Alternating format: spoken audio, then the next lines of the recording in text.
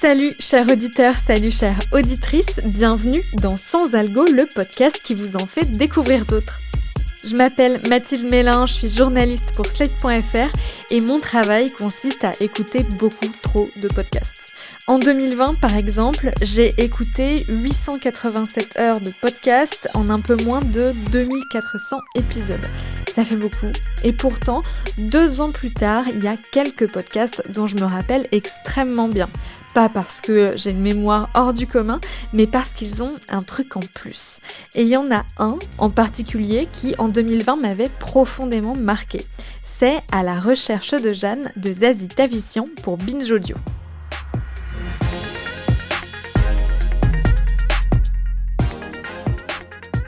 Au début du documentaire, la journaliste part sur les traces de son arrière-arrière-grand-mère, Jeanne Weil. Jeanne, Zazie ne l'a jamais connue, mais elle en a déjà entendu parler parce qu'elle est morte en déportation dans le camp de Sobibor en Pologne en 1943. Jeanne, c'est la déportée de la famille, c'est d'ailleurs à peu près tout ce qu'on sait d'elle. En tout cas, c'est ce qu'explique Zazie Tavissian dans le premier épisode du podcast, juste avant d'enchaîner là-dessus. Jeanne est née en 1884 et a été assassinée en 1943. Elle avait déjà 58 ans quand elle est morte. Avant de mourir, Jeanne a eu le temps d'être une grand-mère. Jeanne s'est mariée, a eu des enfants. Peut-être que Jeanne faisait du vélo, de la piscine, du cheval. Peut-être qu'elle adorait faire du shopping en fiacre. Conduisez-moi au printemps, s'il vous plaît. Lire le journal dans son lit ou aller à l'opéra. Elle détestait peut-être sa voisine du dessus et aller dîner chez sa belle-mère en traînant des pieds. Ah non, pas encore un déjeuner chez ta mère. Peut-être. Peut-être, mais cela je ne le savais pas avant de commencer mon enquête. La Shoah est comme une grosse tache noire, douloureuse et indélébile, et s'octroie le monopole des souvenirs. Même ceux qui n'ont rien à voir avec elle. C'est pour cela que l'été dernier, lorsque Rachel, une cousine qui vit en Israël, m'a parlé d'un livre de recettes qu'elle avait chez elle et qui avait appartenu à Jeanne, que Jeanne avait écrit, j'ai pensé pour la première fois, Jeanne cuisinait. Jeanne a eu une vie. J'ai pensé, avant d'être morte, Jeanne était vivante. Le carnet de recettes de Jeanne, c'est le point de départ de cette enquête familiale pour en savoir plus sur la vie de cette femme. Zazie Tavissian commence par se rendre en Israël, chez sa cousine qui a le carnet, pour le consulter et surtout pour cuisiner avec elle. Elle réutilise la formule de son précédent podcast qui s'appelait Casserole, où elle cuisinait des recettes avec un membre de sa famille et en profitait pour mener une interview décontractée. Plus on avance dans À la recherche de Jeanne, plus on en apprend sur elle. Grâce aux interviews des membres de la famille, ça bien sûr, mais aussi et surtout grâce aux nombreuses archives familiales que la journaliste a pu réunir. Ça va du menu de mariage de Jeanne et Raphaël Weil aux lettres qu'ils échangent pendant la Première Guerre mondiale, en passant par le journal intime de Jeanne, où elle s'adresse directement à ses 2 fils. Ces archives, la réalisatrice Solène Moulin a choisi de les faire interpréter par des comédiens et d'y intégrer musique et ambiance sonore, et je trouve que ça donne un côté très vivant, très coloré au podcast. Par exemple, j'adore ce passage où Jeanne donne naissance à son 3e enfant, 9 mois pile poil après le retour de son mari des tranchées. Pile poil, 9 mois après que Raphaël ait été démobilisé, est d'ailleurs né Étienne, le dernier fils de Jeanne. Regardez ce petit, c'est encore un garçon. 16 novembre 1919. Jean et Raymond ont un petit frère, Étienne Bertrand. Il est né à 1h40 du matin et ressemble à ses aînés. Cheveux sombres, yeux sombres, teint frais. Jeanne a écrit tout au long de sa vie. Son cahier s'arrête en 1939, 3 ans avant sa déportation. Au fil des pages, elle raconte la vie de sa famille, les succès et échecs de ses enfants, le mariage de ses fils, la naissance de ses petits-enfants. Dans ses lettres et dans les cahiers, Jeanne et Raphaël parlent aussi parfois de leurs domestiques. Miss, c'est l'heure d'aller promener les enfants, là. La Miss, qui apprend l'anglais aux enfants, les bonnes à la cuisine et au ménage. À table! La manière dont ils en parlent, souvent d'une façon un peu hautaine, parfois méprisante, témoigne de leur classe sociale. La bourgeoisie française bien installée. Arriver à redonner vie à Jeanne et à rendre lumineux un podcast sur lequel l'ombre de la Shoah plane constamment, c'est déjà une prouesse, mais à la recherche de Jeanne nous apprend aussi des choses sur l'histoire des Juifs de France à travers l'expérience de Jeanne. Grâce à l'interview de l'historien Alexandre Doulu, on comprend mieux la dégradation progressive des conditions de vie des Juifs en France à partir de 1939. Il raconte les 9 ordonnances successives passées par les autorités nazies pour leur retirer des libertés et donne surtout un peu de perspective sur la façon dont ça s'est passé pour eux en territoire occupé. Donc c'est vrai que le quotidien des Juifs s'est beaucoup dégradé, particulièrement à partir du moment où, de la 8e ordonnance, où les Juifs ont dû porter l'étoile. Donc ça a été sans doute le déclencheur pour certains des Juifs de zone occupée, pour prendre une décision d'urgence, à savoir quitter la zone occupée d'une manière ou d'une autre. Et pour autant, il y a quand même des Juifs français, des Juifs à Paris qui sont restés chez eux. Alors oui, c'est une question qui est toujours assez délicate à envisager, parce que nous, c'est vrai qu'on voit la persécution des Juifs, la déportation des Juifs, mais c'est vrai que selon qu'on soit étranger ou français, les chances de survie sont pas les mêmes. Et les Juifs français à Paris et en zone occupée ont très bien vu, dès 1941, dès le printemps 41, que les premiers à être réellement persécutés, c'est-à-dire internés, étaient exclusivement des étrangers. Au départ, c'était des hommes étrangers et juifs qui étaient internés à partir du mois de mai 41. À Paris, c'est la rafle du billet vert le 14 mai 41. Ceci dit, il y a une autre rafle le 20 août 41, où là, c'est les Allemands qui ont eu l'initiative. Et là, déjà, des milliers de Juifs français ont été raflés. Parce que pour schématiser, autant du côté de la police française, il y avait le souhait de taper sur les étrangers pour épargner les Juifs français.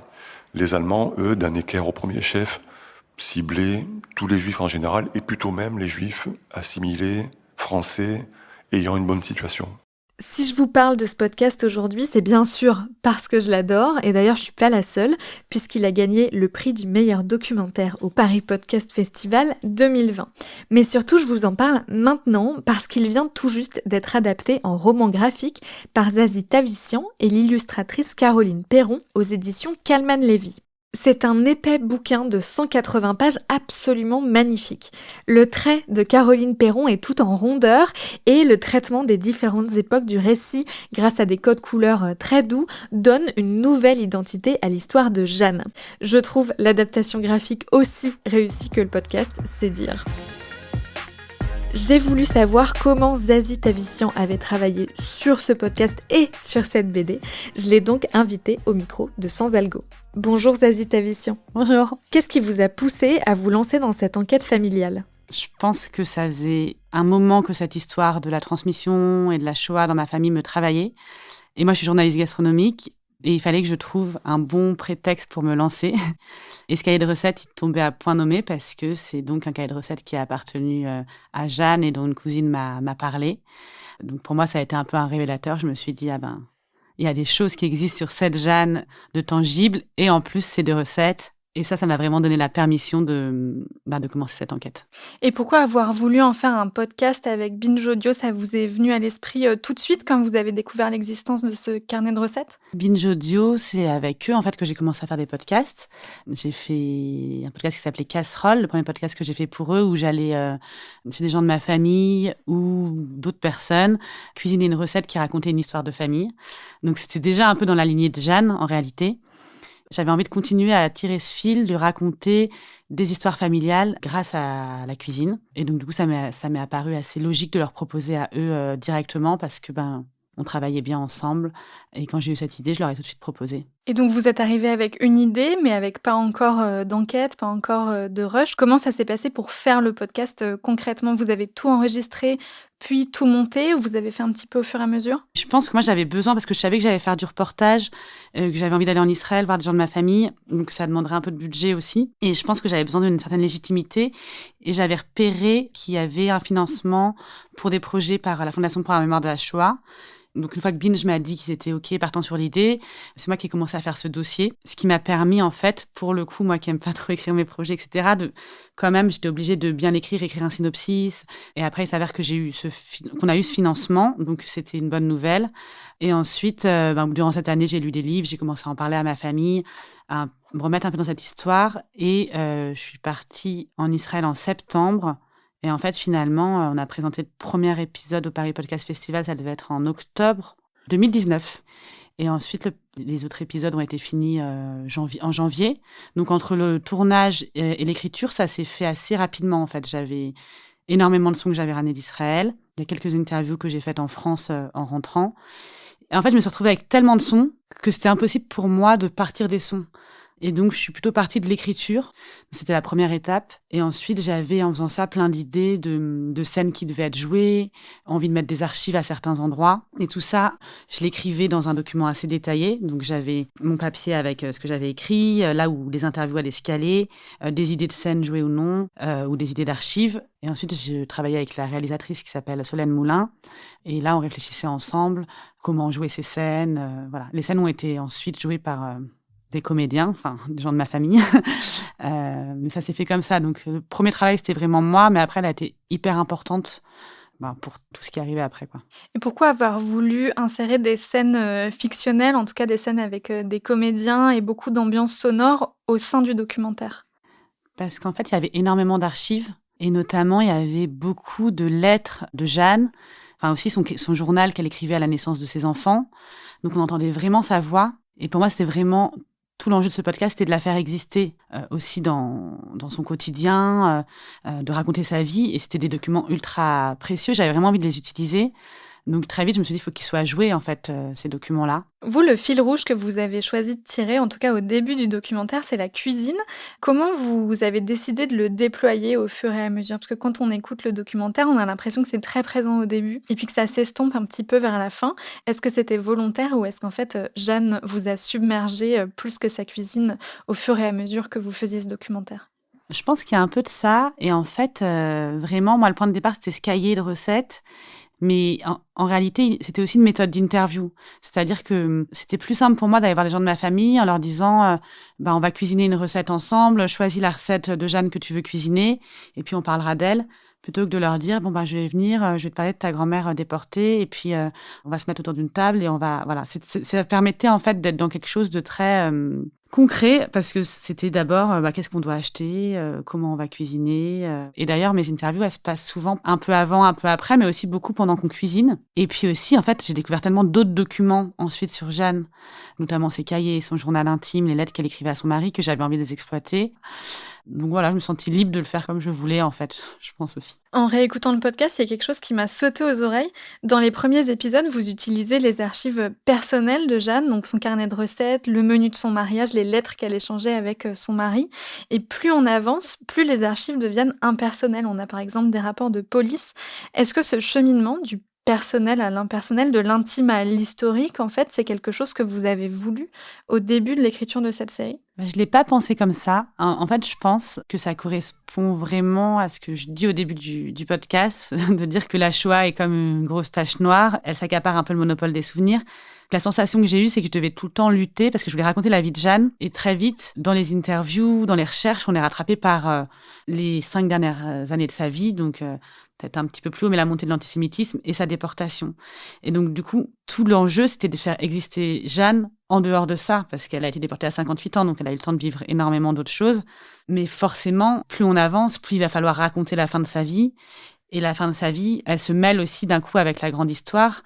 Et donc, c'est à ces moments-là que les archives historiques interviennent et où j'ai dû aussi, moi, comprendre un peu comment elle avait été déportée, pourquoi. Et donc, pour ça, j'ai dû plus m'appuyer sur des archives historiques parce que les récits de ma famille, ils suffisaient peut-être pas. Et aussi, son journal intime, il s'arrête en 39. Donc, en fait, elle a été arrêtée en 42. Donc, quand même, 3 dernières années de sa vie, elle écrit rien dessus, quoi.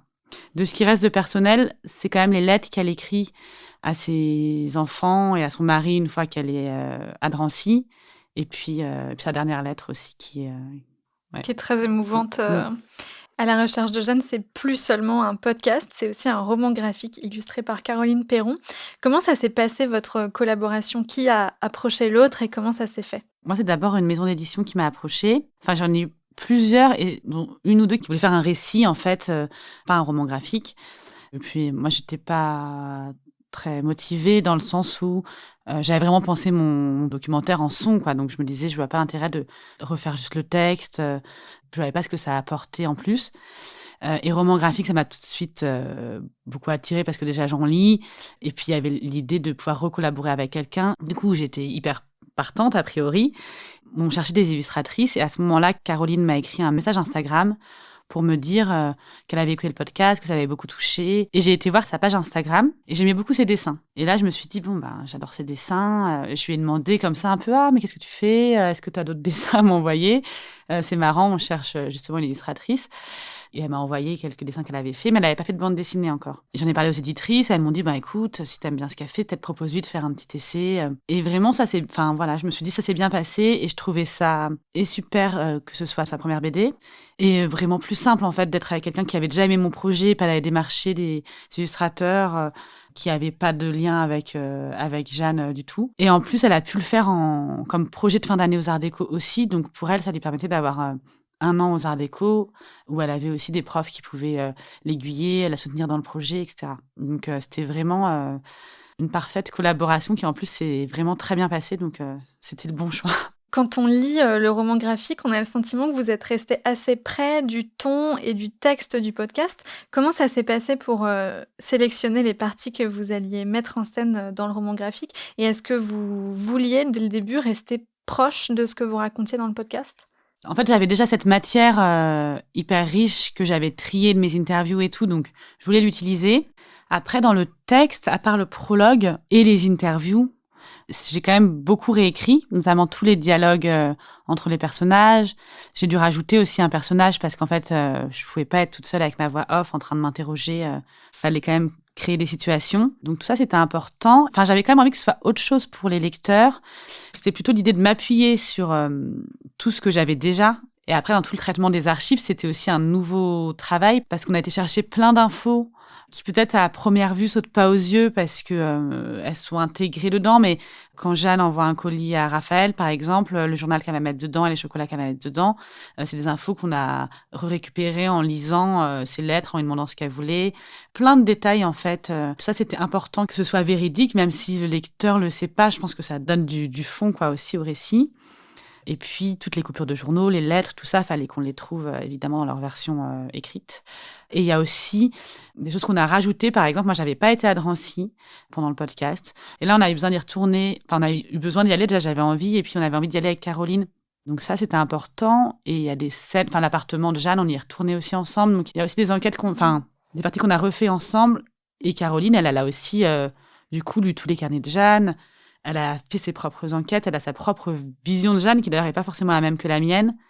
Donc tout ça, c'est venu s'ajouter aussi. Le podcast, comme le bouquin, s'appelle « À la recherche de Jeanne ». Après presque 5 ans à travailler sur cette histoire, si je dis pas de bêtises, est-ce que vous avez le sentiment de l'avoir trouvée? Et si oui, de quelle manière? Je sais pas si je l'ai trouvée. Ça a été, je pense, un travail très important et très enrichissant pour moi. Surtout, oui, c'est devenu aussi un personnage dans mon histoire qui est important et qui est, en tout cas, qui n'est plus défini que par la Shoah. Et ça, c'est génial parce que du coup, Jeanne, quand je pense à elle maintenant, je pense à elle enfant, je pense à elle dans son appartement parisien et tout. Donc, ça lui a donné une ampleur complètement autre. Et c'est ce que je voulais, donc c'est bien, je suis contente. Merci Zazie Tavissian. Merci.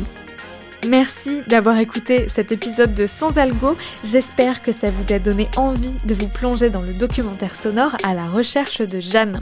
Pour le trouver, rendez-vous sur le flux de Programme B ou sur celui de Connaissez-vous l'histoire de Binge Audio. Vous pouvez aussi le retrouver sur Slate Audio, la plateforme qui sélectionne les meilleurs podcasts. Je vous donne rendez-vous la semaine prochaine pour une nouvelle recommandation garantie 100% sans algo. Sans Algo est un podcast de Mathilde Mélin, produit et réalisé par Slate.fr sous la direction de Christophe Caron et Benjamin Septem-Ours. Merci à Benjamin Septem-Ours pour l'enregistrement et à Mona Delahaye pour le montage.